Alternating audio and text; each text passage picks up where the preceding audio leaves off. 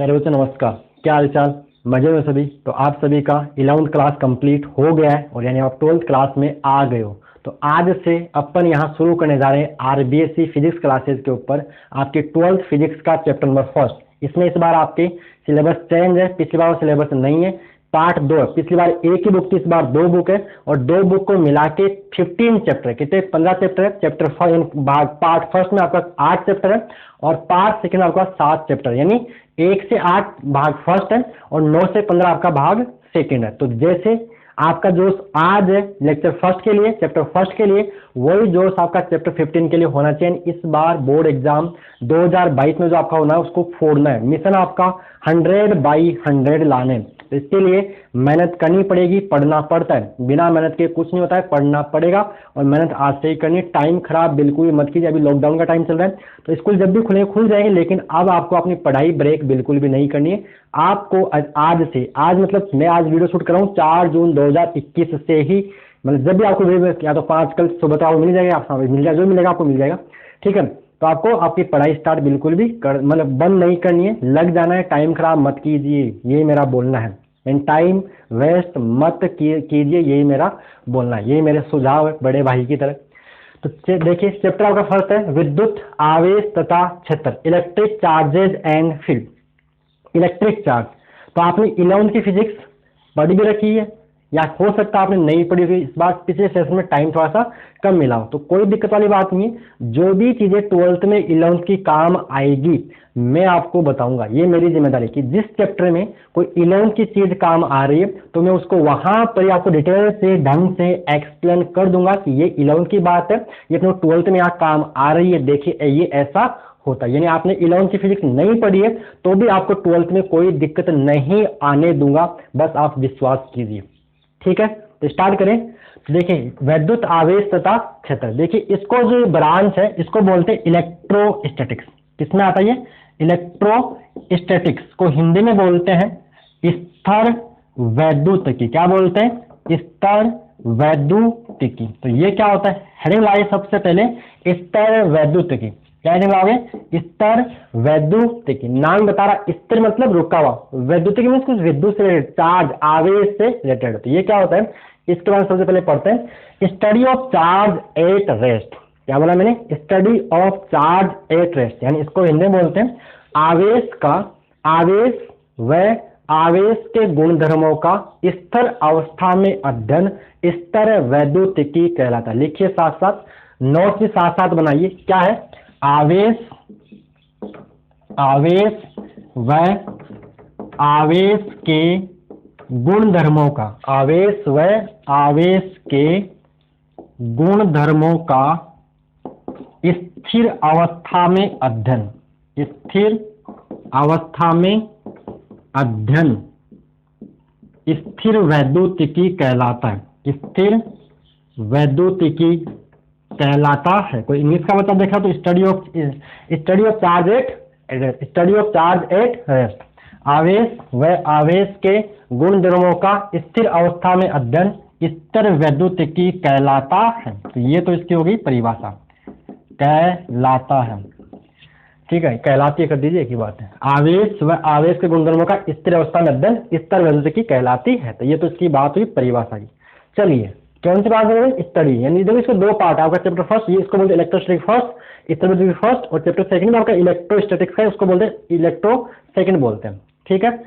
परिभाषा क्लियर। अब देखिए बात हो रही है किसकी? आवेश की। What is charge? तो नेक्स्ट टॉपिक डालिए आप, व्हाट इज चार्ज? आवेश क्या चीज है? आवेश, चार्ज, इनसे क्या बोलते हैं? इसको चार्ज बोलते हैं। क्या बोलते हैं? चार्ज। इसका सिंबल होता है, इसको दिखाएंगे अपन क्यू से या फिर स्मॉल क्यू से। ये चार्ज का सिंबल है। जहां भी आपको ज्यादातर टाइम बुक में क्यू लिखा हुआ है, उस क्यू का मीनिंग है क्यू मतलब चार्ज। क्यू कैपिटल भी हो सकता है, स्मॉल भी हो सकता है। तो जिस सिंबल इसका क्या बन जाएगा? चार्ज।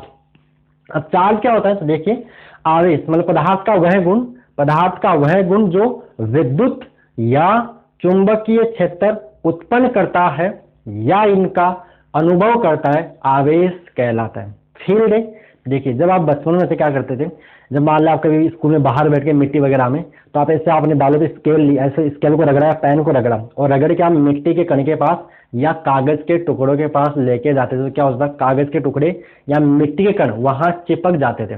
तो ऐसा क्या हो रहा है कि ऐसा तो नहीं भाई पेन से इसके कोई हाथ निकला और उसको मिट्टी को ऐसे बाहर अंदर खींच के लाया, ऐसा तो कुछ हुआ नहीं। यानी वो मिट्टी के कण अपने आप इसको चिपक रहे थे, यानी वहां पर कोई अदृश्य कोई दिव्य आत्मा भूत है, भूत नहीं वो आवेश है, ठीक है। वो अदृश्य फील्ड है, अदृश्य बल है जो आपको दिखाई तो नहीं दे रहा लेकिन उस मिट्टी के कण को या कागज के टुकड़ों को अपनी ओर खींच रहा है, वही आपका आवेश है। वही आपका क्या है, आवेश। वही आपका क्या है जो आपको दिखाई नहीं देगा, फील करना रहा है। एक बात और है, 11th की फिजिक्स और 12th की फिजिक्स में यही मोटा अंतर है। 11th में आपको चीजें दिखाई देती थी, जैसे वहां पे पुली पड़ ली, कोई साइकिल, कोई टायर है, साइकिल का पहिया चल रहा है, कोई साइकिल का पहिया चल रहा दिखाई देता आपको, कोई ब्लॉक है उसको फोर्स बल लगा रहे, धक्का लगा चलता हुआ आपको दिखाई दे रहा था। यानी 11th में आपको चीजें दिखाई देती है। 12th क्लास में अपन जिसकी स्टडी करते हैं इलेक्ट्रॉन, प्रोटॉन, न्यूट्रॉन, ऐसी चीजें तो आपको दिखाई नहीं देगी, यानी आपको फील करना पड़ेगा, यानी आपको थोड़ी सी इमेजिनेशन आपको करनी, इमेजिन आपको करना पड़ेगा, हाँ ऐसा ऐसा होता है। क्योंकि जिस चीज की स्टडी कर रहे हैं वो इलेक्ट्रॉन्स है, प्रोटॉन्स है, तो आपको दिखाई देने वाले नहीं, तो आपको फील करना पड़ेगा। जैसे आपको मैंने बताया चार्ज क्या है, आवेश क्या है, समझ आ गया। एग्जाम्पल दिया ना स्केल वाला वो, तो आवेश क्या लिखोगे, तो पदार्थ का वह गुण लिखोगे, परिभाषा इसकी, पदार्थ का वह गुण, पदार्थ का या पदार्थों का वह गुण जो विद्युत व चुंबकीय क्षेत्र उत्पन्न करता है, विद्युत व चुंबकीय क्षेत्र उत्पन्न करता है या इनका अनुभव करता है, आवेश कहलाता है। बोलो क्लियर। जैसे विद्युत में क्या हो गया भाई, अब मैंने एग्जाम्पल दिया कि आप पेन से रगड़ा और कागज के टुकड़े के पास लेके वो चिपक रहे। दूसरा एग्जाम्पल दिया, चुंबक को, एक चुंबक को दूसरे चुंबक के पास लेके या तो वो चिपक जाएगी या दूर भाग जाएगी, या तो चिपक जाएगी या दूर भाग जाएगी। तो वहां भी कोई बल, कोई फोर्स लग रहा है जो आपको दिखाई नहीं दे रहा, उसको बोलते हैं चुंबकीय क्षेत्र। यहाँ भी क्षेत्रीय बल है ना, क्षेत्र फील्ड, जो आपके फील्ड फोर्सेज है वो आपको दिखाई नहीं देते। जब 11 में पढ़ा था गुरुत्व क्षेत्र, गुरुत्वाकर्षण बल, दो द्रव्यों के बीच में बल लगता है गुरुत्वाकर्षण बल, वो आपको दिखाई, क्षेत्रीय बल है, ये क्षेत्रीय बल है जो आपको मतलब इनविजिबल, जो आपको दिखाई नहीं देते। तो ये होगी आवेश की बात, ठीक है। इंग्लिश में बोलते हैं चार्ज, सिंबल क्या है क्यू, परिभाषा में आपको बताई दी। अब देखिए आवेश का मात्रक तो बोले, ये हो गया सिंबल। आगे बात करते हैं आवेश का मात्रक। तो आवेश का मात्रक क्या, आवेश का मात्रक, तो पहले बात करते हैं एसआई मात्रक की। तो एसआई मात्रक इसका होता है कूलाम। क्या होता है एसआई मात्रक, क्या होता है, कूलाम होता है, COULOM। दिखाते किससे, सी से दिखाते हैं, ठीक है। ऐसा हो गया एसआई मात्रक, क्या हो गया आपका, कूलाम। CGS मात्रक इसका होता है स्टेट कूलाम। क्या होता है, स्टेट कूलाम होता है। रिलेशन क्या होता है, तो एक कूलाम बराबर होता है 3 × 10⁹। ये दोनों में रिलेशन है स्टेट कूलाम। एक कूलाम बराबर होता है 3 × 10⁹ स्टेट कूलाम। इसको कई बार ऐसा भी बोल देते हैं, एक कूलाम बराबर 3 × 10⁹ स्तर ESU। ESU मतलब होता है इलेक्ट्रो, ESU मतलब लिख लीजिए, ESU का मतलब होता है इलेक्ट्रोस्टैटिक यूनिट। ये इसकी CGS इकाई, ये होता है आपका एक कूलाम बराबर 3 × 10⁹ ESU। मात्रा की बात होगी। आगे बात करते हैं विमा की। किसकी बात है, विमा, 11th क्लास में पढ़ा था विमा, चैप्टर 2 में विमा, मात्रा को विमा पढ़िए ना, विमा। तो देखिए विमा इसकी निकाल के समझाना कहते हैं। विमा देखो ऐसे निकालते हैं, विमा आपने 11th क्लास में पढ़ी थी, नहीं पढ़ी कोई बात नहीं। द्रव्यमान के लिए विमा क्या होती है, किसी भौतिक राशि को मूलभूत भौतिक राशि घातों में व्यक्त करने के लिए, मूलभूत भौतिक राशि के ऊपर लगाए गए घातों को क्या बोलते थे, Q बराबर, आपने पढ़ा हुआ ये M की पावर A, L की पावर B, T की पावर C, इसको V में सूत्र बोलते थे। ये द्रव्यमान के लिए यूज करते हैं कैपिटल M, लंबाई के लिए कैपिटल L, समय के लिए कैपिटल T। यानी मूलभूत भौतिक राशि, मूलभूत भौतिक राशि जानते हो, 7, द्रव्यमान, लंबाई, समय, विद्युत धारा, ताप, प्रकाश की तीव्रता, पदार्थ की मात्रा, मोल, वो 7 राशियां, उनको बोलते हैं फंडामेंटल फिजिकल क्वांटिटीज, मूलभूत भौतिक राशियां। तो देखिए यहां अपन आवेश विमा लिखनी है आवेश की। विमा लिखनी है, देखिए आवेश धारा, यहाँ धारा आपने 10th में पढ़ी होगी, धारा बराबर आवेश बटा समय होता है। तो देखिए धारा कैसी राशि है, मूलभूत राशि, समय कैसी राशि है, मूलभूत राशि। तो यहां से आवेश बराबर क्या आएगा, आवेश बराबर आएगा धारा इनटू में समय आएगा। धारा को दिखा देते हैं आई से, आवेश को दिखा देते हैं क्यू से, करंट को दिखाते हैं आई से, समय को दिखाते हैं टी से। तो देखो विमा क्या बनेगी, विमा के लिए फॉर्मूला यूज करो, बराबर के बनाओ। पहले क्या लगाओगे, करंट के लिए क्या यूज करते हैं, करंट के लिए यूज करते हैं एम्पियर, ए फॉर एम्पियर, और समय के लिए क्या यूज करेंगे, T1। तो ये विमा इसकी बनेगी A1 T1, डायमेंशन इसकी बनेगी A1 T1। ठीक है, ये होगी इसकी विमा, विमा क्या होगी A1 T1। अब बात करते हैं आवेश सदिश राशि है या अदिश राशि। सदिश राशि क्या होती है, वे भौतिक राशियां जिनमें परिणाम व दिशा दोनों, उन्हें क्या बोलते हैं, सदिश राशियां। अदिश राशि क्या होती है, वे भौतिक राशि जिनमें केवल और केवल क्या होता है, परिणाम, कोई दिशा नहीं होती, उन्हें अदिश राशियां बोलते हैं, स्केलर क्वांटिटीज बोलते हैं। ठीक है, पढ़ाओगे 11th में, कोई बात नहीं, मैंने बता दिया यहाँ पे।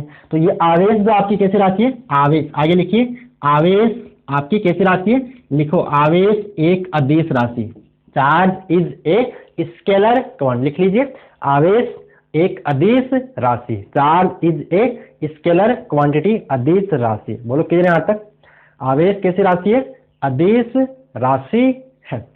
ठीक है, तो आप यहां तक लिख लीजिए पॉज करके आराम से, और फिर आगे बढ़िए, आगे बढ़े, क्लियर। अब आगे बात करते हैं टाइप्स ऑफ चार्ज, आवेश के प्रकार की बात करते हैं।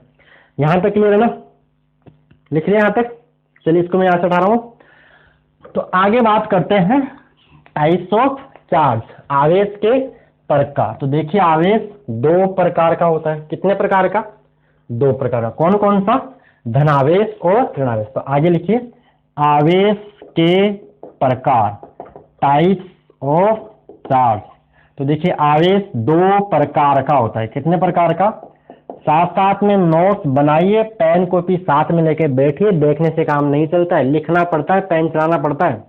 आवेश दो प्रकार का होता है, पहला कौन सा, नंबर 1 होता है आपका धनावेश। कौन सा होता है, धनावेश, धन आवेश, इंग्लिश में बोलते हैं पॉजिटिव चार्ज। नंबर 2 आपका होता है ऋणावेश, क्या होता है, ऋणावेश, नेगेटिव चार्ज।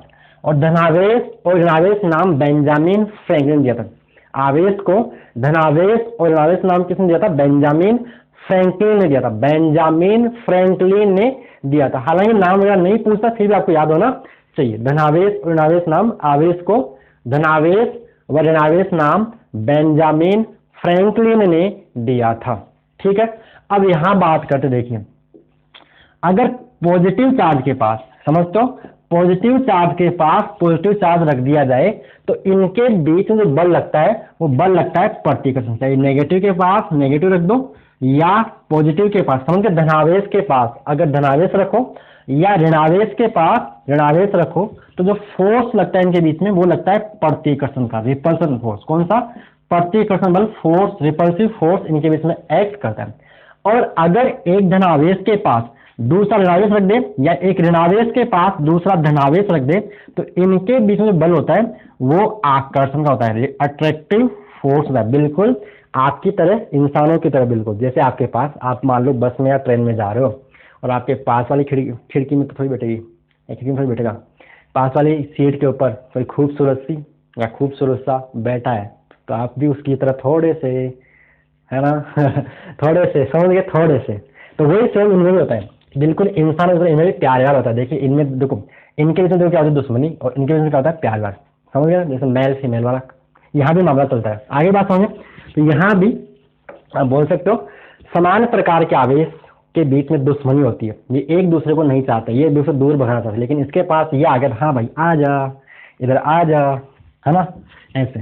तो इनमें यार, इनमें क्या होता है, प्यार होता है, और इनमें क्या होती है, दुश्मनी होती है, समझ गए।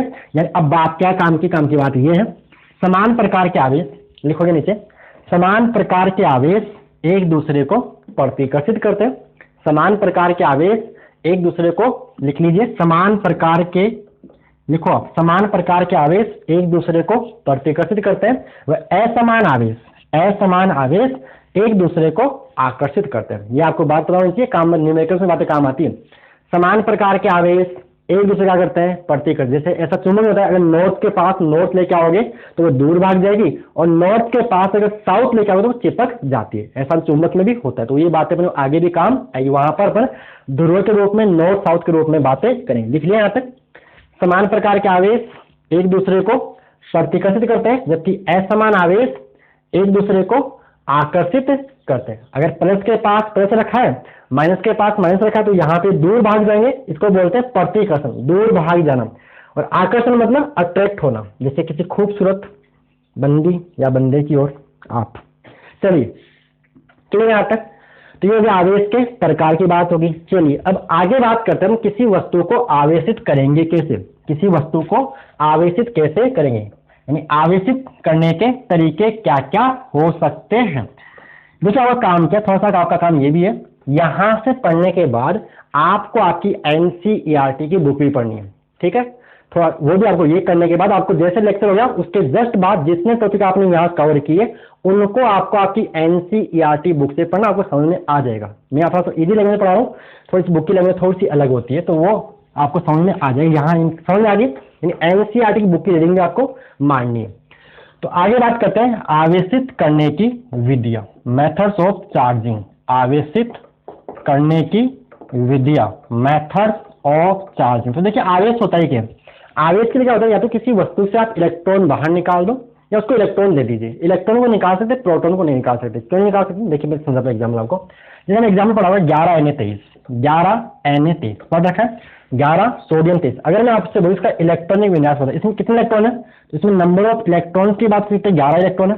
प्रोटॉन की बात करते हैं इसमें 11 है, और इसमें परमाणु क्रमांक से कितना है 11, क्योंकि परमाणु क्रमांक क्या होता है, किसी परमाणु के नाभिक में उपस्थित प्रोटॉनों की संख्या को बोलते हैं परमाणु क्रमांक। यानी परमाणु क्रमांक और आपका प्रोटॉन की संख्या बराबर होती है। हाँ इलेक्ट्रॉन देखिए Z बराबर P बराबर E होगा कब, अगर आपका परमाणु उदासीन है। उदासीन अवस्था में परमाणु क्रमांक प्रोटॉन संख्या और इलेक्ट्रॉन संख्या बराबर होती है। और Z बराबर P बराबर नहीं हो इलेक्ट्रॉन के, जब आपका ये कब होगा, जब आपका ये आवेशित है। किसमें, आवेशित। न्यूट्रल कंडीशन में उदासीन अवस्था में किसी परमाणु का परमाणु क्रमांक, प्रोटॉन संख्या और इलेक्ट्रॉन संख्या बराबर होती है। लेकिन आवेशित अवस्था में आपका Z बराबर P तो होगा, लेकिन इलेक्ट्रॉन कम ज्यादा हो सकता है। अब देखिए यहाँ पे अगर मैं यहाँ से इसके अगर मैं इलेक्ट्रॉनिक विन्यास की बात करता है इसका 1s2 2s2 2p6 3s1 ये होता है, आता है इलेक्ट्रॉनिक विन्यास आपने पढ़ा है केमिस्ट्री में। तो 1s2 2s2 2p6 3s1। अगर मैं इसके बाह्यतम, भाई देखो ये इसका अष्टक पूरा करवाना है भाई, अष्टक स्थायी होता है, तो अष्टक पूरा करने के लिए इसको बाहर वाला एक बाह्यतम कोष का एक इलेक्ट्रॉन त्यागना पड़ेगा। तो ये क्या बन जाएगा, अगर मैं एक इलेक्ट्रॉन बाहर निकाल दो, देखो 11Na यहाँ रहेगा इस प्लस चार्ज, यहाँ Na प्लस बन जाएगा 11Na प्लस 30। इसका इलेक्ट्रॉन क्या होगा, ये आएगा 1s2 2s2 2p6 ये वाला गया। तो ये हो गया, यानी अपने क्या किया, इसका एक इलेक्ट्रॉन बाहर निकाल दिया, तो ये हो गया, इसे बोलते चार्ज। ये क्या हो गया, आवेशित, आयन बन गया, धन आयन बन गया। क्या बन गया, धन आयन बन गया, आवेशित हो गया। क्लियर। तो यानी अपने क्या किया, इसके बाह्यतम कोष से एक इलेक्ट्रॉन बाहर निकाल दिया, यानी इसमें इलेक्ट्रॉन की कमी होगी। इलेक्ट्रॉन बाहर निकलता तो क्या आता है, धन आयन, तो नेगेटिव चार्ज बाहर निकल गया, या उल्टा है, बाहर निकलने में कमी नहीं हो रही, यहाँ पे प्लस क्या आ रहा है, क्योंकि ऋण आवेश बाहर निकल रहा है, इसलिए क्या आएगा, प्लस आएगा। अब जैसे एक एग्जाम्पल जैसे क्लोरीन है, क्लोरीन क्या होता है 17Cl35.5 ये होता है। तो यहाँ पे अगर मैं इसका इलेक्ट्रॉनिक विन्यास हो जाएगा 1s2 2s2 2p6 3s2 3p5 ये होगा ना, 2 2 4 6 10 2 12 5 17।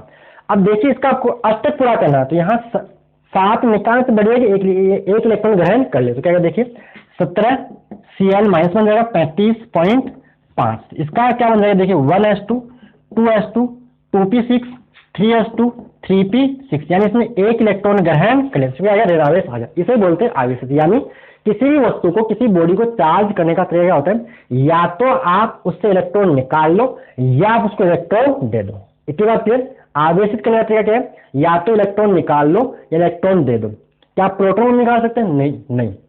मैं ऐसा हो सकता है प्रोटॉन निकाल के, तो प्रोटॉन निकाल के धनावेश बाहर निकल, ऋणावेश बढ़ जाएगा, ऐसा भी तो हो सकता है। ऐसा नहीं कर सकते। क्यों नहीं कर सकते, क्योंकि अब यहाँ पे कुछ बातें नोट कीजिए आप। इलेक्ट्रॉन का जो द्रव्यमान, ये बातें आगे भी आपको काम आएगी, आज मैं आपको लिखवाता हूँ। इलेक्ट्रॉन का जो द्रव्यमान है वो होता है, इसको मैं मास ऑफ इलेक्ट्रॉन बोलता हूँ। Me मतलब मास ऑफ इलेक्ट्रॉन कितना होता है, ये होता है 9.1 इंटू 10⁻⁻31 किलोग्राम।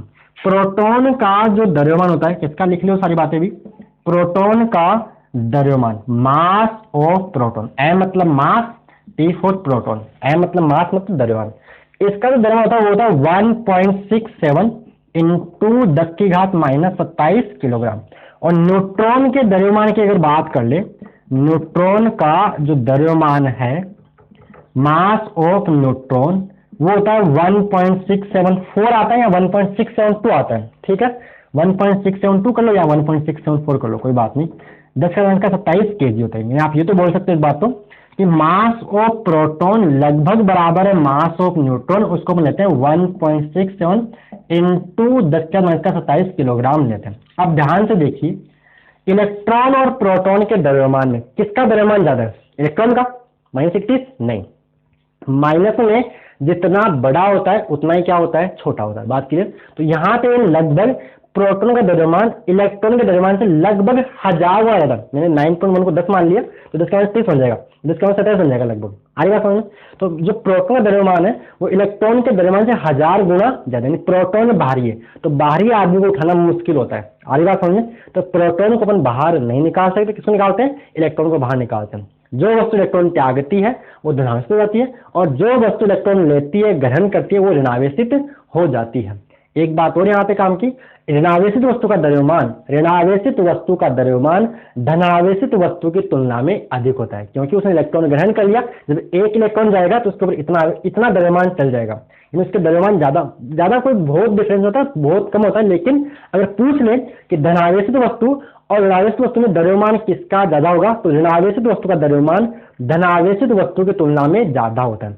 धनावेशित वस्तु का द्रव्यमान उदासीन वस्तु से भी कम होता है। उदासीन मतलब जिसमें कोई इलेक्ट्रॉन प्रोटॉन नहीं है, ऐसा मत बोलना। उदासीन का मतलब ये नहीं है कि उसमें कोई इलेक्ट्रॉन प्रोटॉन नहीं है। उदासीन न्यूट्रल का मतलब यह है कि उसमें जितने इलेक्ट्रॉन है उतने ही प्रोटॉन है। जैसे सोडियम की मैं बात कर रहा था, यहां पर इलेक्ट्रॉन कितने हैं, 11, यानी इसमें 11 इलेक्ट्रॉन के बराबर आवेश है। अब काम की बात देखिए, इलेक्ट्रॉन पे आवेश कैसा होता है, लिख लो, इलेक्ट्रॉन पर ऋण आवेश होता है। इलेक्ट्रॉन पे कौन सा आवेश होता है, ऋण आवेश होता है। क्या होता है, ऋण आवेश होता है। प्रोटॉन पे कौन सा आवेश होता है, प्रोटॉन पर धनावेश होता है। प्रोटॉन पर धनावेश, मान भी लिखो इसका, इसके ऊपर जो आवेश होता है, ए मतलब आवेश, वो होता है -1.6 इंटू 10⁻19 कूलम। ये होता है इलेक्ट्रॉन का आवेश, याद ही कर लो, काम आएगा।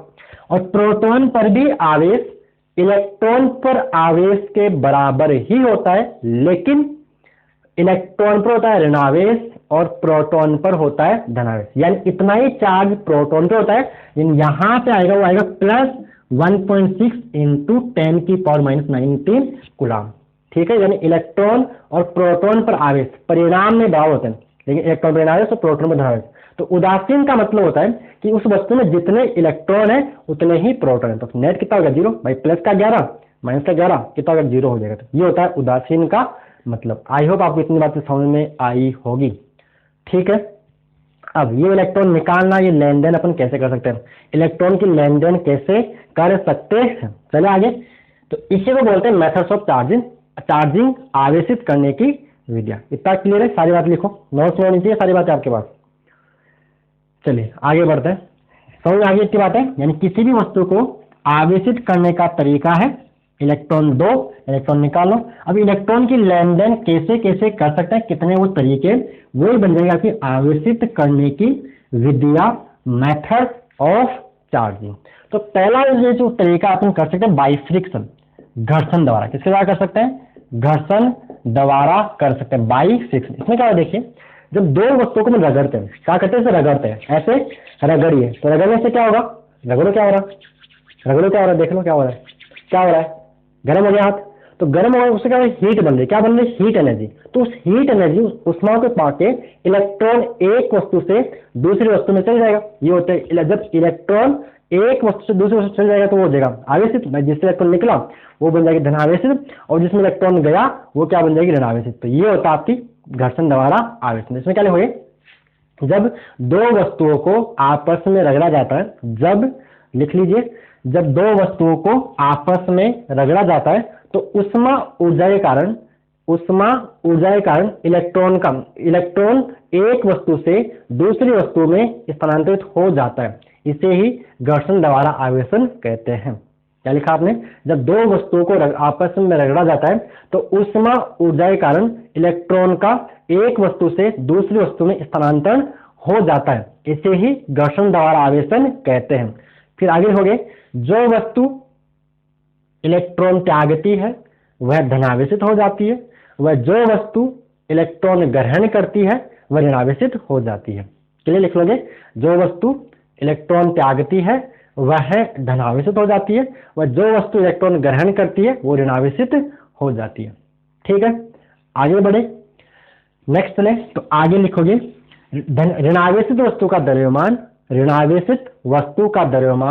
धनावेशित वस्तु की तुलना में अधिक होता है, लेकिन बहुत कम, ये नगण्य होता है, ज्यादा वो खास नहीं। भाई इलेक्ट्रॉन जा रहा है, इलेक्ट्रॉन द्रव्यमान कितना 9.1 इंटू 10⁻⁻⁰ बहुत कम है, वो खास ज्यादा जैसे भारी भरकम मोदी नहीं होती है, थोड़ा बहुत। हाँ, पूछ ले कंसेप्ट क्या है, तो रियलिटी में ऋणावेशित वस्तु का द्रव्यमान धनावेशित वस्तु की तुलना में अधिक होता है।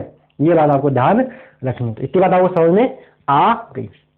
जब इसे एग्जाम में देखें, बुक के अंदर से कागज मतलब अगर कांच की छड़ को रेशम के कपड़े से रगड़े तो रेशम कांच की छड़ धनावेशित तो रेशम का कपड़ा ऋणावेशित हो जाता है। ऐसे आपको बुक में एग्जाम्पल जैसे बिल्ली की खाल वगैरह के ऐसे एग्जाम्पल आप पढ़ने हैं।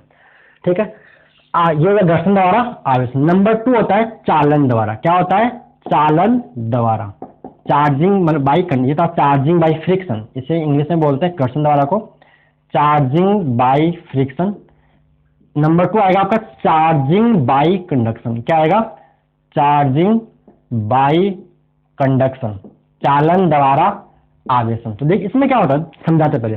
मान लो आपके पास ये वस्तु है और ये आवेशित है। क्या है?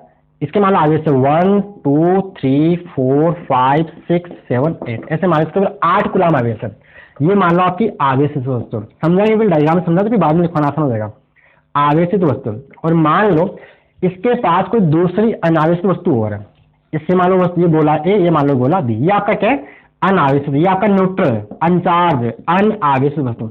तो अनावेशित वस्तु का मतलब ये नहीं है कि इसमें इलेक्ट्रॉन प्रोटॉन नहीं, इसमें इलेक्ट्रॉन प्रोटॉन तो है, इसमें इलेक्ट्रॉन प्रोटॉन है, लेकिन number of electrons is equal to number of proton, यानी इलेक्ट्रॉन और प्रोटॉन की संख्या बराबर है। इसको बोलते हैं अनावेशित। अब अपन क्या कर रहे हैं, अब दोनों को मान लो आपने इसको दोनों टच करवा दिया। क्या दोनों को टच करवा दिया, दोनों को ऐसे चिपका दिया आपने, ऐसे दोनों को चिपका दिया, ऐसे मैंने आपको चिपका दिया।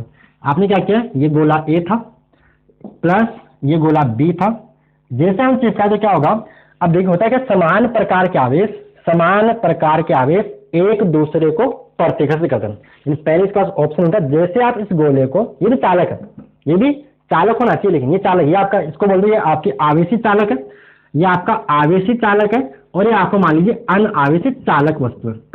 जैसे आप इस गोले के पास लेकर आओगे तो इनमें आवेश बराबर से बढ़ जाए, बराबर से तभी बढ़ेगा जब दोनों का पदार्थ मेटेरियल सेम होगा और दोनों का आकार भी होना चाहिए। जितने आकार का मान लो इसकी त्रिज्या 5 सेंटीमीटर है, इसकी 5 ही होनी चाहिए, तब बराबर से बढ़ जाएगा। तो जैसे यहाँ पे प्लस, यहाँ पे जैसे मान लीजिए यहाँ पे 1 2 3 4 और यहाँ पे 1 2 3 4, मैं ऐसा समझा रहा हूँ कि मान लो पहले यहाँ पे 8 कूलम आवेश था तो दोनों में बराबर से 4 कूलम बढ़ जाएगा। फिर अब इन दोनों को अलग कर देंगे, इन दोनों क्या कर देंगे, अलग कर देंगे। यहाँ पे 1 2 3 4 और इसको भी अलग कर दिया 1 2 3 4, और ये सारी व्यवस्था कुचालक स्टैंड पर करते हैं। ऐसे कुचालक यहाँ नीचे एक ऐसे स्टैंड, सबके नीचे सब में आप एक ऐसे स्टैंड और बना देना है, स्टैंड ऐसे स्टैंड और बनाना। इसका मतलब क्या होता है कि स्टैंड या कुचालक स्टैंड क्या होता है, कुचालक स्टैंड। कुचालक क्यों लिया, ये काम आपको यहाँ भी करना है, इसका भी स्टैंड दिखा देना है, इसका भी स्टैंड आपको अलग से दिखा देना है, इसका भी आपको स्टैंड, ये स्टैंड है, कैसा स्टैंड है ये, कुचालक स्टैंड। कुचालक क्यों ले रहे हैं, कुचालक क्यों ले रहे हैं, क्योंकि कहीं आवेश धरती में भागने दे, ये आपका क्या है, कुचालक स्टैंड है। लिखोगे यहाँ पे कुचालक स्टैंड, तो यहाँ भी इसके नीचे स्टैंड बना देना, इसके नीचे स्टैंड और इसके नीचे स्टैंड बना देना। तो ये होता है आपका क्या, चालन द्वारा आवेशन। क्या होता है, चालन द्वारा आवेशन। इसमें क्या होता है, जब परिभाषा क्या बनेगी, जब एक आवेशित चालक को अनावेशित चालक के संपर्क में लाते हैं। क्या बोला मैंने, जब एक आवेशित चालक को अनावेशित चालक के संपर्क में लाते हैं तो दोनों चालक समान रूप से आवेशित हो जाते हैं। तो दोनों चालक समान रूप से आवेशित हो जाते हैं, इसे चालन द्वारा आवेशन कहते हैं। चालन यानी स्पर्श को बोलते हैं, स्पर्श द्वारा बोलते हैं बाई चार्जिंग बाई कंडक्शन या charging by contact. Charging by contact यानी टच करवा के, टच करवा के जो चार्जिंग होती है उसे बोलते हैं चालन द्वारा आवेशन। और दोनों में बराबर से बढ़ जाए, कब बढ़ेगा? जब दोनों का मटेरियल, दोनों का पदार्थ सेम है और दोनों का आकार सेम। ऐसे सवाल आपसे इनसे न्यूमेरिकल भी बनते हैं। ऐसे एक वस्तु ए एक वस्तु बी से इतना कम आवेश है, यानी यहाँ से न्यूमेरिकल भी बनते इस टॉपिक से।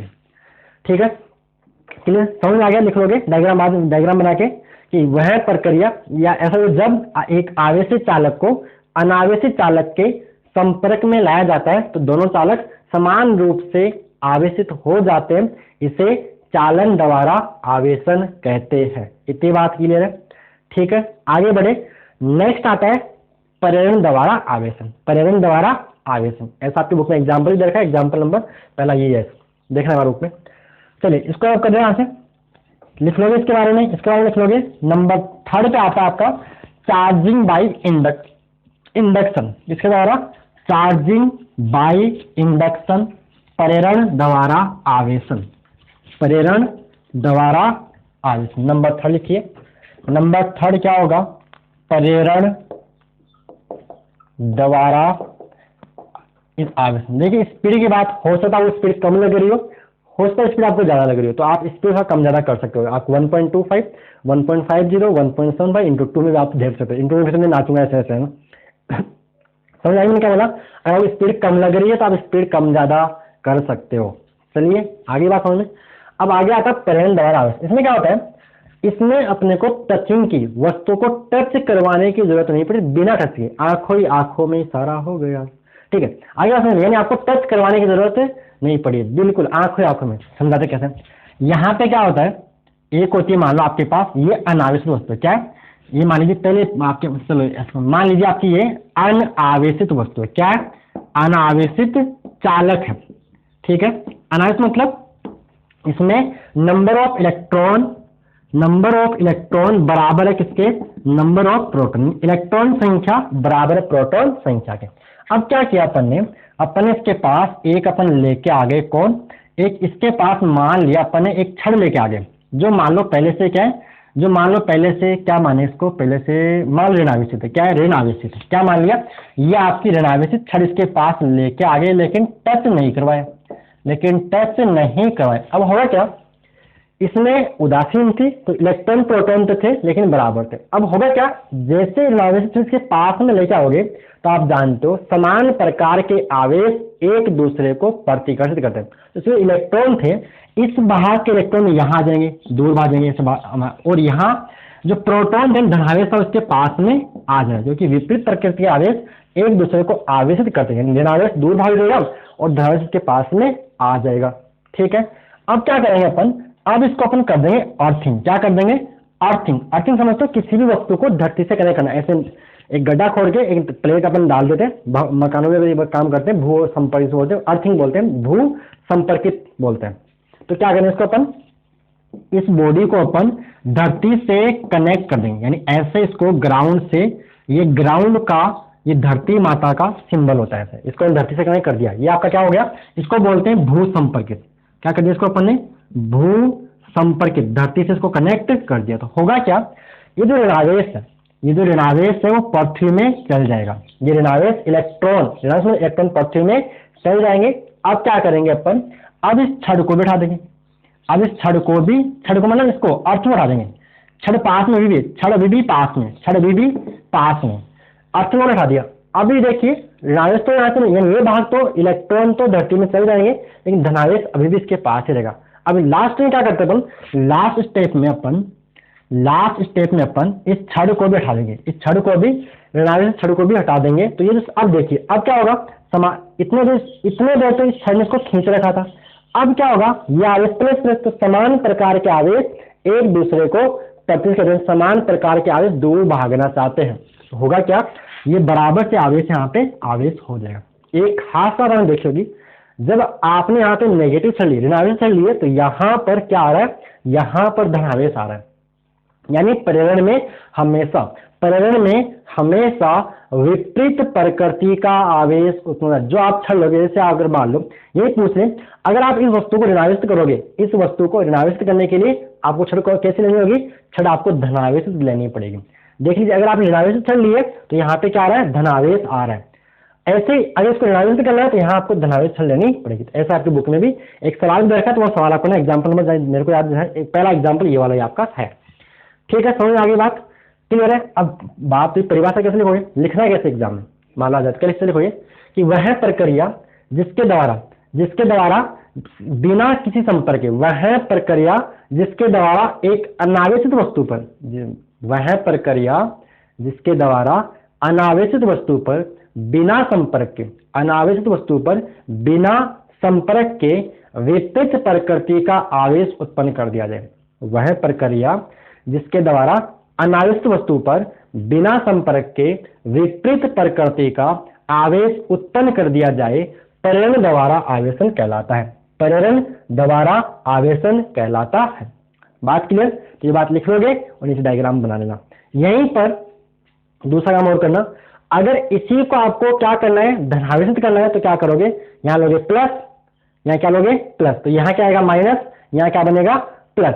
यहाँ क्या बनेगा? प्लस। उसमें यह आपको जो इलेक्ट्रॉन का जो साइन है वो एरो ऊपर कर देना है। क्या कर देना है? एरो ऊपर कर देना है, क्योंकि यहाँ देखिए ऋणावेश होता है तो पृथ्वी के अंदर चला जाएगा, और धनावेश होता है तो पृथ्वी से इलेक्ट्रॉन ग्रहण करके उदासीन हो जाएगा, हो जाता है। मैंने क्या बोला? अगर यहाँ प्लस होता है तो ये एरो आपको करना ऊपर, और यहाँ माइनस है तो एरो करना होता है नीचे। ये बात समझ आ गई? समझ आ गई? काम की बात बोली मैंने। अगर यहाँ ऋणावेश है तो एरो करना है नीचे, अगर यहाँ धनावेश है तो यहाँ एरो क्या करना है आपको? मान लो यहाँ पे धनावेश है तो एरो आपको कर देना है ऊपर, इलेक्ट्रॉन ऊपर आएंगे। धनावेश पृथ्वी से इलेक्ट्रॉन ग्रहण करता है और ऋणावेश पृथ्वी के अंदर चल जाता है, पृथ्वी के अंदर चल जाता है, क्योंकि पृथ्वी यूं समझिए कि पृथ्वी इलेक्ट्रॉन का सागर है, समुद्र है, ये भंडार है। समुद्र से एक बाल्टी पानी निकाल लो या एक बाल्टी पानी डाल दो, खास फर्क नहीं पड़ता है। तो ये बात आपको काम में ध्यान रखनी है। ऋणावेश है तो एरो नीचे, धनावेश ऊपर आएगा। तो आपका दूसरा काम क्या है? इस बॉडी को आपको क्या करना है? आपको इस बॉडी को आपको ऋणावेशित करना है। तो ऋणावेशित करने के लिए यहाँ छड़ कौन से लोगे? धनावेश लोगे। उल्टा लेना होता है, उल्टा लेना होता है। ये थे आपके आवेशित करने की विधियां। ठीक है, दूसरा कर लोगे। इसी को अगर आपको ऋणावेशित करना है तो यहाँ छड़ कौन से लोगे? धनावेश लेंगे। ये काम अब आप करना, यहाँ आएगा माइनस माइनस माइनस, यहाँ आएगा प्लस प्लस, इसको अर्थिंग करोगे, यहाँ से इलेक्ट्रॉन ऐसे ऊपर आएंगे, सारा काम होगा वही। ठीक है, तो अगला काम खुद करना। समझ में आ गया? चलिए अब आगे बात करते हैं आवेश की विधियां। मतलब क्या विधियां हो गया ना, आवेश के गुणधर्म, प्रॉपर्टीज ऑफ चार्ज। यहाँ तक क्लियर है? समझ में आ रहा है? स्पीड मैंने बहुत मेरे हिसाब से कमी कर रखी है, फिर भी आपको लगे ज्यादा है तो मेरे को बोल देना कमेंट बॉक्स के अंदर, या फिर आप कम ज्यादा भी कर सकते हो। इस हिसाब से ना, आप पहली बार पढ़ रहे हो, आप अपने नोट्स के साथ साथ बना रखो, इसलिए मैं बिल्कुल आराम से चल रहा हूँ। जहां तक मेरे को लग रहा है मैं तो धीरे चल रहा हूँ, फिर भी आपको लगे स्पीड ज्यादा है कम है, जो भी डाउट है आप कमेंट बॉक्स में आराम से बताना, उसके साथ हम चेंज कर लेंगे। चलिए आगे बात करते हैं अपन आवेश के गुणधर्म, प्रॉपर्टीज ऑफ चार्ज। नेक्स्ट लिखिए आप, आवेश के गुणधर्म, प्रॉपर्टीज ऑफ चार्ज। तो पहला आता है विद्युत आवेश की योज्यता। आवेश की योज्यता, योज्यता मतलब जोड़, योज्यता मतलब जोड़। समझाते क्या होता है? देखिए आवेश एक अदिश राशि है। आवेश की अदिश राशि, जैसे मान लो आपका समय निकाय है, ये क्या निकाय है? इसमें एक आवेश मान लो 1 कूलाम, एक आवेश मान लो 2 कूलाम, एक आवेश मान लो 3 कूलाम, और एक आवेश मान लो माइनस का 4 कूलाम, माइनस का 4 कूलाम मान लिया। तो बताओ इसका कुल आवेश कितना होगा? इसका कुल आवेश आएगा 1 coulomb plus 2 coulomb plus 3 coulomb plus minus 4 coulomb. तो 1 और 2 कितना? 3 और 3 6 माइनस 4, यानी इसका कुल आवेश आएगा 2। सही ना? 1 और 2 3 और 3 6 में से 4, यानी 2 कूलाम। ये होती है विद्युत आवेश की योज्यता। ये होती है विद्युत आवेश की योज्यता, यानी किसी निकाय का कुल आवेश, किसी निकाय का। लिख लीजिए साथ साथ, additive property of charge, English में बोलते हैं additive property of charge, Hindi में बोलेंगे आवेश की योज्यता। क्या होता है? किसी निकाय का कुल आवेश, किसी निकाय का कुल आवेश, किसी निकाय का कुल आवेश, उसमें स्थित सभी आवेशों के, उसमें स्थित सभी आवेशों के बीजगणितीय, उसमें से सभी आवेशों के बीजगणितीय योग के बराबर होता है, योग के बराबर होता है। अब ये बताइए बीजगणितीय योग का मतलब क्या होता है? बीजगणित का जहां भी आ रहा है बीजगणित योग कीजिए, एल्जेब्रिक सम कीजिए, बीजगणित योग कीजिए, उसका मतलब होता है चिन्ह के साथ जोड़िए। जहां भी फिजिक्स में मिले कि बीजगणितीय योग, उस बीजगणितीय योग का मतलब होता है चिन्ह के साथ जोड़ो। +3 मतलब सिंपल संख्याओं की तरह जोड़ना है, सिंपल संख्याओं की तरह जोड़ना है। जैसे 5 और 3 8, -3 +5 कितना होगा? 2 होगा। -5 +2 कितना होगा? -3। यही होती है बीजगणितीय योग।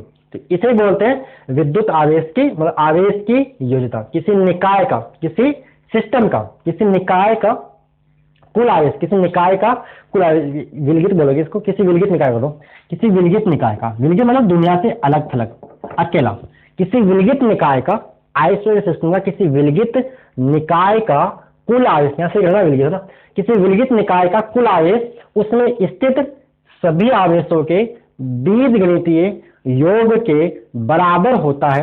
इसे बोलते हैं विद्युत आवेश की योज्यता। समझ में आ गया? जैसे फॉर एग्जांपल देखो, यदि देखो क्या, यदि किसी निकाय में, क्या लिखोगे? यदि किसी विलगित निकाय में, यदि किसी विलगित निकाय में Q1, Q2 डेश Qn आवेश, ऐसे 1 2 3 आवेश है, तो कुल आवेश है, तो कुल आवेश क्या आएगा? Q बराबर Q1 + Q2 + Q3 + Q1। ये होता है विद्युत आवेश की योजना। तो पहले पढ़ा, मतलब कुछ नहीं है, सिंपल सी बात बोलो ना, सबको जितने भी आवेश उनको सबको जोड़ दो, चिन्ह के साथ जोड़ दो, चिन्ह के साथ जोड़ दो, यही बात है। जितने भी आवेश है उनको आप चिन्ह के साथ जोड़ लो, इसे ही बोलते हैं विद्युत आवेश की योजना। पहले प्रॉपर्टीज की थी विद्युत आवेश की योजना। बात समझ आ गई? विद्युत आवेश की योजना समझ में आ गया?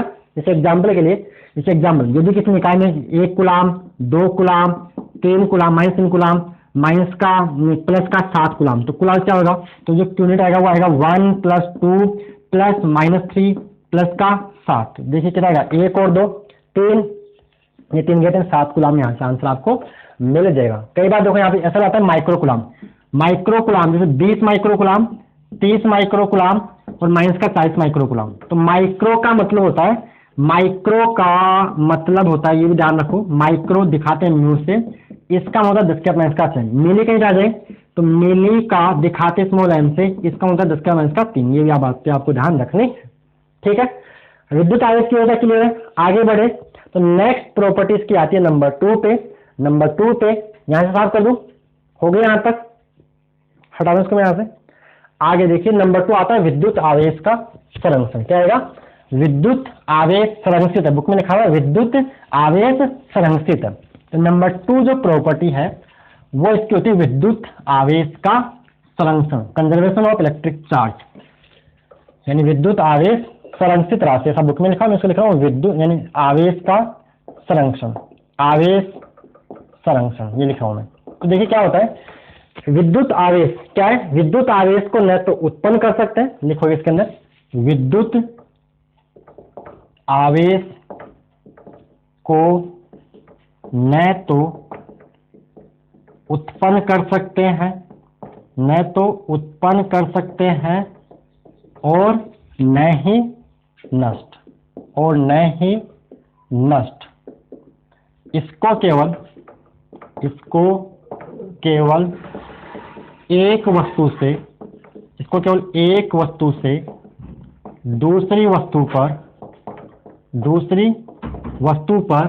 स्थानांतरित किया जा सकता है। इसको एक वस्तु से दूसरी वस्तु पर स्थानांतरित किया जा सकता है। लिख लिया साथ साथ, विद्युत आवेश को न तो उत्पन्न कर सकते हैं और न ही नष्ट, इसको केवल एक वस्तु से दूसरी वस्तु पर स्थानांतरित किया जा सकता है। बात समझ आ गई?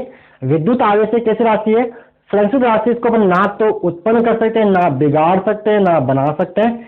इसको केवल आप एक वस्तु से दूसरी वस्तु पर ट्रांसफर कर सकते हो, भेज सकते हो। बनाना बिगाड़ना आपके बस की बात नहीं है।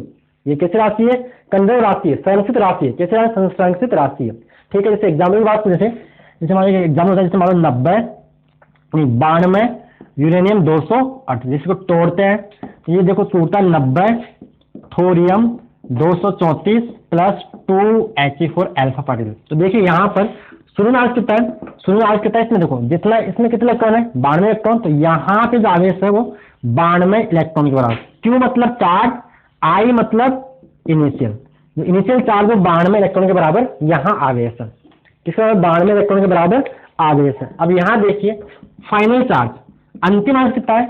इसमें कितने इलेक्ट्रॉन है? 90। तो 90 इलेक्ट्रॉन के बराबर आवेश। इसमें कितने इलेक्ट्रॉन है? 2। तो 2 इलेक्ट्रॉन के बराबर होता है। जितना परमाणु क्रमांक होता है ना, उतने क्या होते हैं? इलेक्ट्रॉन होंगे। उतने उदासीन होता है, उतने प्रोटॉन उतने इलेक्ट्रॉन होंगे। तो यहाँ 2 इलेक्ट्रॉन के बराबर आवेश, 2 इलेक्ट्रॉनों के बराबर आवेश। और यहाँ कितने गए? 92। तो देखो यहाँ शुरू में कितने? 92, और यहाँ कितना गया? वापस 92 इलेक्ट्रॉन। यही होता है, इसे बोलते हैं यानी क्यू आई। आई मतलब इनिशियल, एफ मतलब फाइनल। तो ये होता है आपका विद्युत आवेश का फंक्शन। यानी विद्युत आवेश को ना तो उत्पन्न कर सकते हैं और ना ही नष्ट, इसको केवल एक वस्तु से दूसरी वस्तु पर स्थानांतरित किया जा सकता है। बात समझ आ गई? Electric charge is a conserve quantity. ये कंजर्वेशन, इसका मतलब यहाँ पर ऊर्जा संरक्षण। ऊर्जा संरक्षण कैसे? ऊर्जा को ना तो उत्पन्न कर सकते हो ना ही नष्ट। वो आपका यहाँ पर है। इसको अपने एक रूप से दूसरे रूप में मतलब चेंज कर सकते हैं। वो यहाँ पे इसको अपन केवल एक वस्तु से दूसरी वस्तु पर स्थानांतरित कर सकते हैं। विद्युत आवेश आपकी एक संरक्षित राशि है। एग्जाम ने आपको बताया यहाँ पे 92 इलेक्ट्रॉन के बराबर आवेश, यहाँ 90 इलेक्ट्रॉन इसके, 2 इलेक्ट्रॉन इसके, तो कितना है? 92 इलेक्ट्रॉन के बराबर आवेश। 92 इलेक्ट्रॉन के बराबर आवेश यहाँ पर भी है। तो विद्युत आवेश एक संरक्षित राशि है। ठीक है, यहाँ तक। आगे आते हैं आवेश का क्वांटीकरण। नंबर तीसरी प्रॉपर्टी, इसको साफ कर दूं यहाँ से, समझ में आ रहा है? तीसरा गुणधर्म, तीसरा जो इसका आवेश के गुणधर्म में क्या आएगा? आवेश का क्वांटीकरण। क्या आएगा?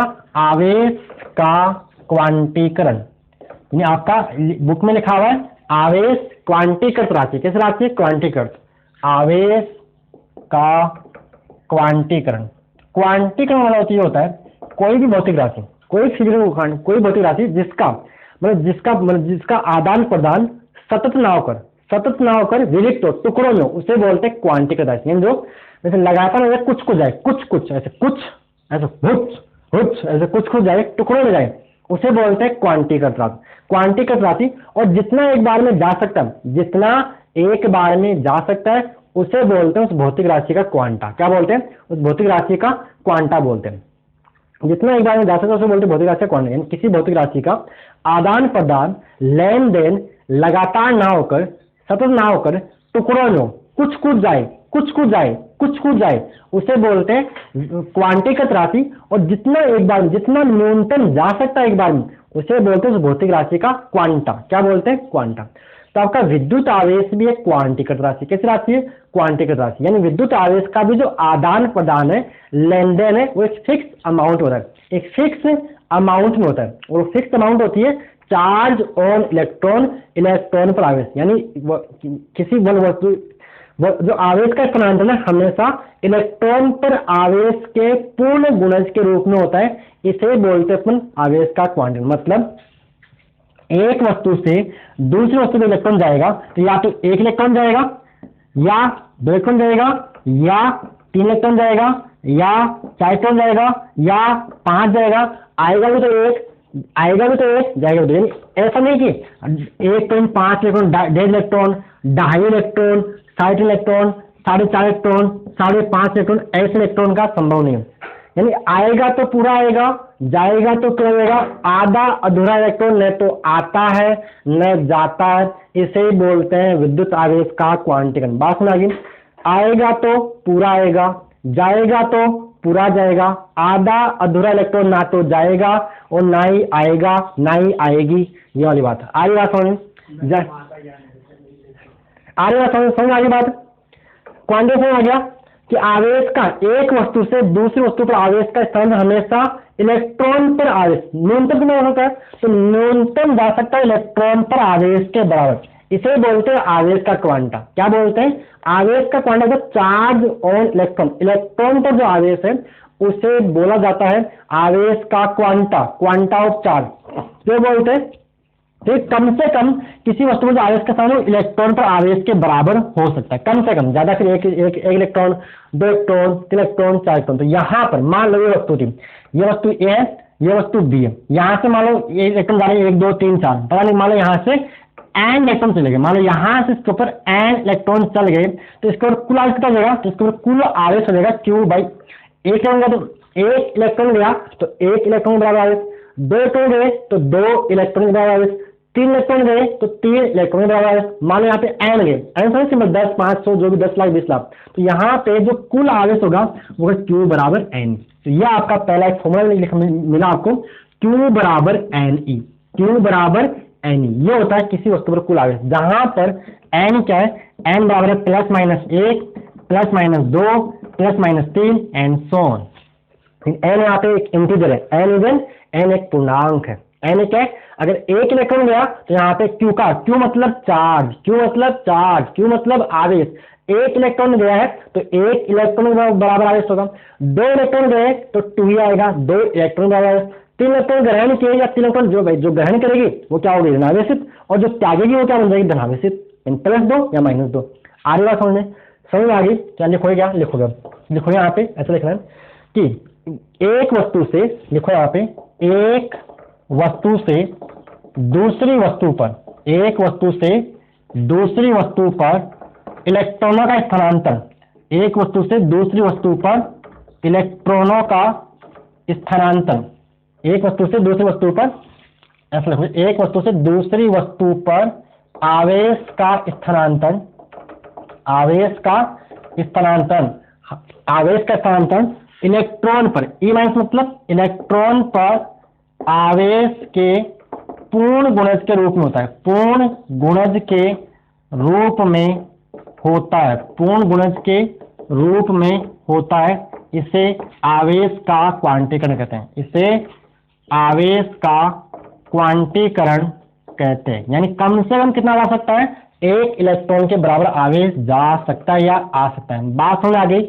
आधा अधूरा इलेक्ट्रॉन वस्तु को पसंद नहीं है, आए तो भाई साहब पूरा जाए तो पूरा जा, आधा अधूरा में नहीं चाहिए, इसे बोलता है आवेश का क्वांटीकरण। बात समझ में आ गई या नहीं आई, ठीक है, आएगा तो पूरा आएगा, जाएगा तो पूरा जाएगा। तो फॉर्मूला बनेगा Q बराबर एन ई, Q बराबर एन ई, Q बराबर एन ई। अब इससे सवाल भी कराऊंगा, यहाँ n का मतलब है +-1 +-2 +-3 and so on, and so on.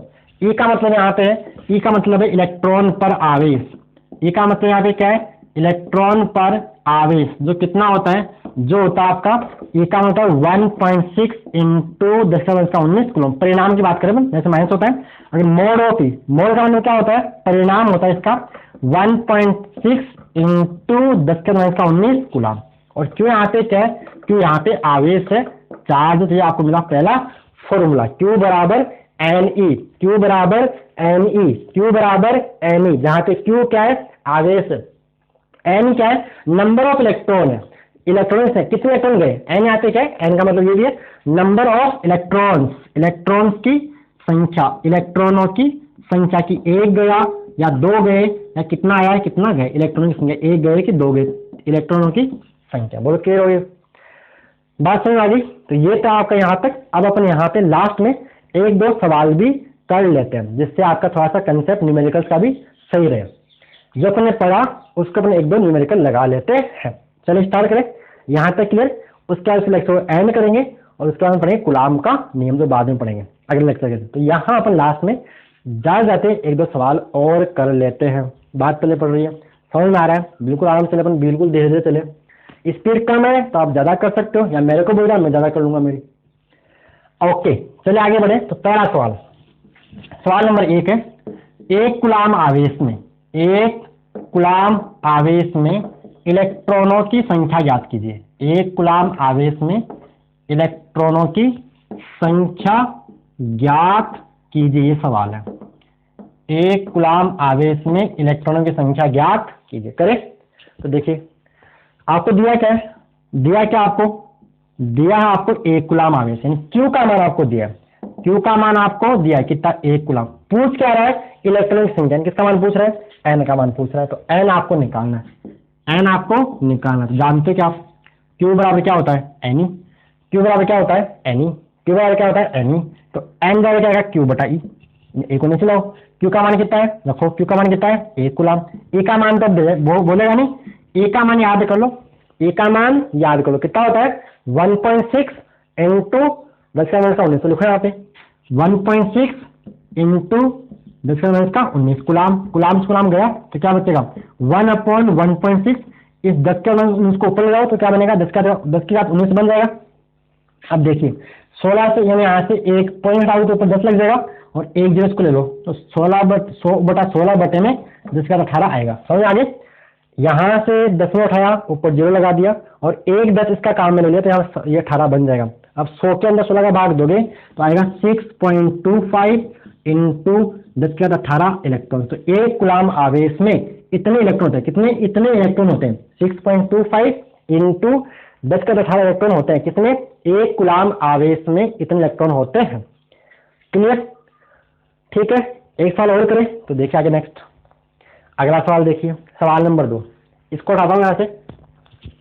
Clear, हटा दो इसको,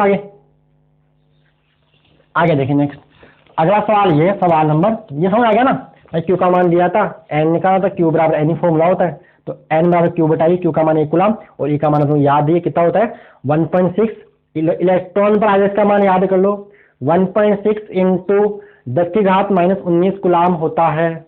चलिए आगे आते हैं अपन नेक्स्ट क्या है अगला सवाल ये क्वेश्चन नंबर 2, किसी वस्तु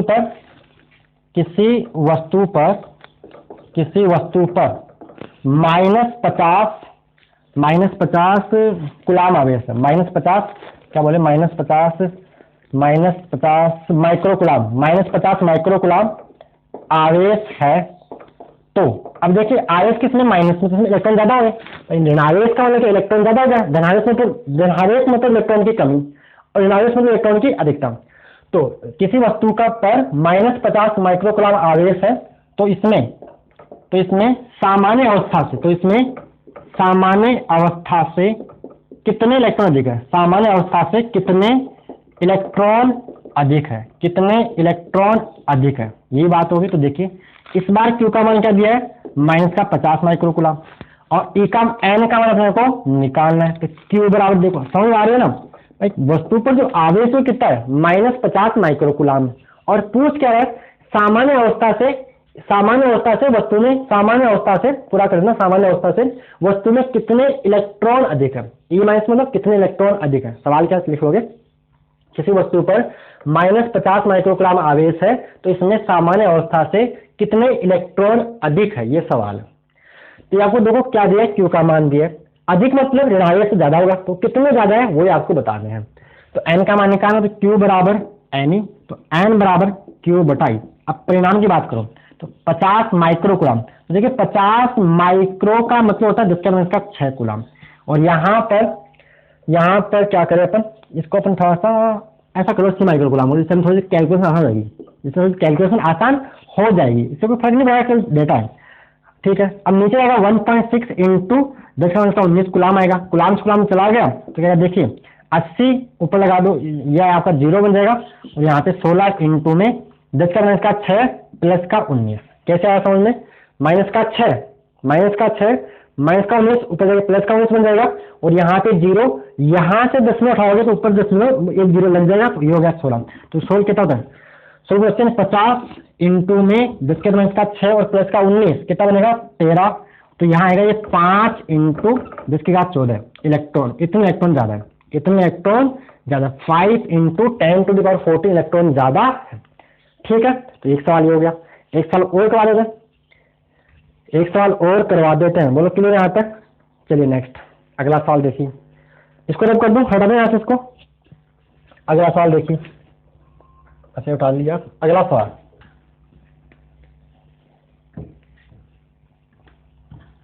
लास्ट और देखिए, लास्ट सवाल क्या है, सवाल ये नेक्स्ट क्वेश्चन, ये कोई वस्तु 10⁻10 इलेक्ट्रॉन, कोई वस्तु 10⁻10 इलेक्ट्रॉन प्रति सेकंड ग्रहण कर रही है, प्रति सेकंड ग्रहण कर रही है। तो 1 कूलाम आवेश ग्रहण कर रही है, तो 1 कूलाम आवेश ग्रहण करने में कितना समय लगेगा, कितना समय लगेगा। सवाल समझ आ गया।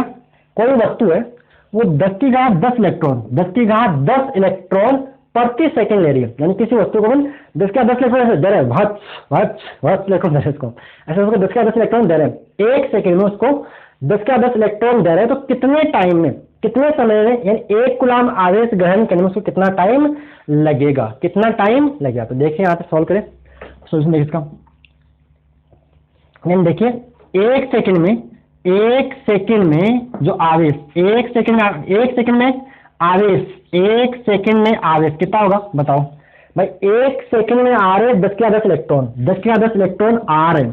अब भाई देखिए पहले पढ़िए, 1 सेकंड में आ रहे 10 का 10 इलेक्ट्रॉन, तो 1 इलेक्ट्रॉन आवेश कितना होता है, जब 1 इलेक्ट्रॉन आता है तो 1 इलेक्ट्रॉन के बराबर आवेश, 2 इलेक्ट्रॉन आता है तो 2 इलेक्ट्रॉन के बराबर आवेश, 3 इलेक्ट्रॉन आते हैं तो 3 इलेक्ट्रॉन के बराबर आवेश। तो यहाँ पे होगा 10 की घात 10 इंटू में ई, तो यहाँ पे आएगा 1 सेकंड आवेश आएगा वो 10 की घात 10 इंटू में 1.6 इंटू में 10 के पावर 19 कूलाम, इतना आवेश आ जाएगा। यानी कितना आएगा 1.6 इंटू में 10 की पावर -9 कूलाम आवेश। यह आ रहा है 1 सेकंड में आवेश, 1 सेकंड में आवेश कितना आ रहा है 10 के पावर 10 कूलाम आवेश। तो देखिए यहाँ से 1 कूलाम आवेश कितना टाइम आएगा, तो आएगा 1 बटे में 1.6 इंटू 10 के पावर 9 सेकंड में।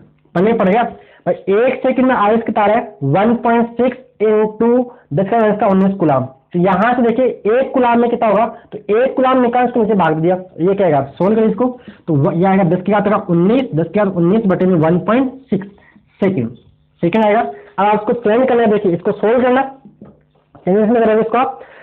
अगर आपको देखो इसको वर्ष में आना है, किसमें वर्ष में आना है, तो यहाँ पे देखो भाग दो आप, इसको आप ऐसा कर दो 10 की घात क्या बन रहा है 10 के पावर इसका, अच्छा ये 10 के पावर 9 है, ये 10 के पावर 9 है, ऊपर जाके प्लस का 9 बन जाएगा 1.6, तो यहाँ पे ये बन जाएगा 10 इंटू 10 की घात 9 बटे में 16, ये सेकंड में आ रहा है।